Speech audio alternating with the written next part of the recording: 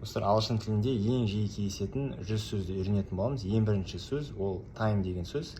Сіздер үшін кинодан 10 үзінді дайындап қойдым, осы time сөзі қолданылатын. Соны қарап, кішкене жаттауға оңайырақ болады сізге. Сондықтан бастайық. I think it's time for a nap. But in the time it took to learn that one word, Dylan probably learned 20. No, I had a great time. Thank you. Wow, okay, third time, I hope it's a charm. First time I ever heard about it. I'm gonna see my daddy for the first time ever on July 14th. I'm a time traveler. Okay. It's the last time, I swear. They're gonna have a great time. Is this a bad time or No. Маған осылай кинодан сөз үйренген өте ұнайтын. Бұрында кино қарайсың, әрі сөз үйренесің жаңадан. Осылай кинодан алған сөздерді қағазға жазып, жарға іліп қоятын едім үйде. Сол кезде